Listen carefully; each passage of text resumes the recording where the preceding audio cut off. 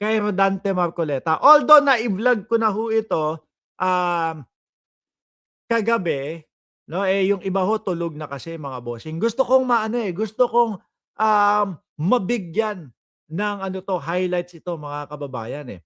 Kayo ho mga bossing, 'pag nakita niyo ho ito, ano unang iisipin ninyo at ano una ninyong matatandaan, 'no? Ayan, sige nga. Para po doon sa mga, manonood, mga viewers natin, mga kaibigan natin dito sa Mark Ramos Channel, ano po ang unang maiisip niyo mga bossing kapagka eto ang nakita niyong litrato? Si Rodante Marcoleta, eh, kamiting yung China. Ako ho, alam niyo kung ano ang una kong, naisip dito? Bigla hong nag-ano sa'kin, bigla hong bumalik, nag-flashback sa akin yung nakikipagsagutan si Rodante Marcoleta doon po sa Congress, 'no? Yung nandoon din yung mga vlogger nilang mga iyakin, yung nandoon din yung mga vlogger nilang umaamin na, "Opo, fake news po ako." Naalala niyo yung sinabi ni Rodante Marcoleta doon? Sabi, "There is no such as West Philippine Sea." Gulat ho tayong lahat nun. Hindi natin akalain kay Rodante Marcoleta na lalabas po yung mga katagang yun. There is no such as West Philippine Sea. At dahil ho mga kababayan, 'no, at dahil po napansin ng publiko at medyo nagulat ang publiko at hindi lang po nagulat, nagalit, 'no, para kasing ipinapamigay na, eh. Oh, sabi ni I love you Baby M, 45 boy water cannon. Hindi si Marcoleta yun, yung isa yun, si Lopez na nataranta kay Paduano. No, nataranta, eh, nagwa-water cannon din po tayo sa China, nagalit si Paduano. No, anong sinasabi mo? Linawin mo. Ano yung, nagwa-water cannon tayo? Eh, nung nagalit po, nataranta, "Hey, tayo po, eh, yung water cannon is a facility po." Ganyan mga mataranta yang mga yan. No, sas kay Marcoleta ang tandang-tanda ko pa yung there is no such as West Philippine Sea. Nung nahalata, napansin ng mamamayang Pilipino. Kambyo si bossing, 'no? Kambyo! Biglang ang sabi, ay hindi naman po ang ibig ko lang sabihin, eh, yung pangalan na West Philippine Sea wala po, 'no? Gano'n. Kasi hindi daw nakatala pa mga kababayan. Eh, tayo kasi ho mga bossing kung tayo magpapatala ano, eh, kumbaga umpisahan natin na eto po tawag namin doon sa ano na yan is West Philippine Sea po talaga. 'No? Umpisahan natin ng gano'n. Eh, kung hindi pa, ano gusto niyong ano, ano gusto ninyong palitan na pangalan? Yun po yung South China Sea. O bakit niyo papalitan ng pangalan na yung South China Sea ng ano, gano'n. Kung kayo nga ang tawag niyo South China Sea, eh, tapos bigla niyong papalitan, 'di po ba? Pero eto ang tanong dito, ipapakita ko din po, yung post ni Marcoleta tungkol po diyan. Ang tanong diyan, ano kaya ang pinag-usapan? Kasi ang sabi dito ni Rodante Marcoleta, mga bossing, opo, totoo po 'no, diyan sa comment section, si Rodante Marcoleta ba yung nangako ng ₱2,000 na kuryente, eh, libre na 'pag nanalo siya? Siya ho yun 'no. Pero hindi alam ko ho madami sa inyo ang hindi bumoto kay Rodante Marcoleta dahil doon 'no, dahil alam ko hindi naman kayo uto-uto. Mga DDS, yun ang mga ano, nauto nito 'no. Sabi ni Marcoleta, "For cooperation, stability, and peace."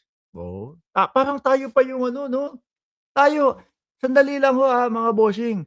Baka nakakalimutan nila na tayo naman po lagi yung pong, kampo nila Jay Tariela, mga tropa 'no, nila Jay Tariela, Commodore Jay Tariela, yung mga Department of National Defense et cetera po, yung ating mga kasundaluhan, lagi lang po na tahimik at lagi po kahit wina-water cannon na tayo, eh, nakikipag-usap po ng mapayapa, 'no?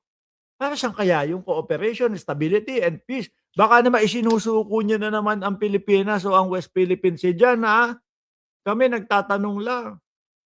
Kasi kung iko-connect po natin dito mga kababayan, sa litratong nakikita natin na ipinost, siya naman mismo ang nag-post niyan, na ipinost mga bossing ni Rodante Marcoleta. 'Pag kinonect mo yung there is no such as West Philippine Sea, ang mapapaisip po tayo, naku po,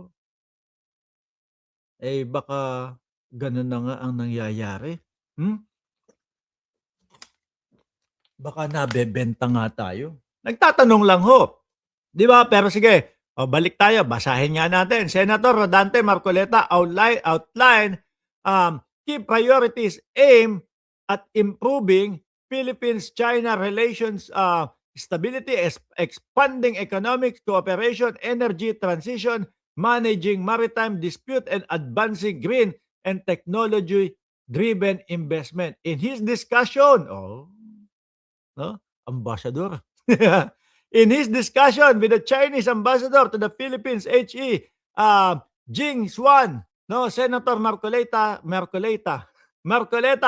cited China's global leadership in renewable energy and large-scale grid modernization, drawing from China's three gorge experience. The senator expressed interest in adopting similar energy model to lower electricity cost and expand energy access in the Philippines. Siguro, eto, sandali, no? Eh bakit hindi mo rektahin fokusan talaga yung mismong ano mo? Bakit parang iba yung focus mo? Yung panahon ng eleksyon, eh, ang tatag, ang tindi ng pagkakasabi niya na 2,000 pababa, eh, libre na. 'Di ba Sir J. Timblique? Oh, parang close, Philippine at China government sa post ni Boy 2K. Bakit hindi 'yun ang abalahin? Hindi kaya. Baka eto lang ang abot kaya. Kasi ho, napansin ko mga kababayan, nung pagkapanalong lang po ni Rodante Marcoleta, parang nawala na, nablangko na bigla yung 2,000. Yung 2,000 na pangako na magiging libre, biglang napalitan na po ng, value added tax na lang ang tanggalin. Eh, siguro mahirap din 'no, imposible. Kasi po yung value added tax ho mga kababayan, malaki ang naitutulong sa ating bayan niyan, 'di ba? Kaya kambyo na naman, eto na China. Pero pasensya na ho kayo boss, 'no? Pagpasensyahan niyo na ako, hindi niyo kami masisisi na isipin namin na kung ano yung mga pinagkukukulkul niyo diyan sa China at baka mamaya, related yan doon sa there is no such as West Philippine Sea. Nakakakaba lang ho, 'no? Nakakakaba yung mga galawan, kilusan, yung mga ganitong mga kilos ho nila. Biruin mo Robin Padilla, yung isa yung si Robin Padilla naman. Siyempre kaano din yan, ka-Senator DDS din yan, 'di ba? Ano naman ang sabi ni Robin Padilla, parang gustong palabasin, eh, tayo yung laging galit kapagka dating sa usaping China, pagdating po sa West Philippine Sea.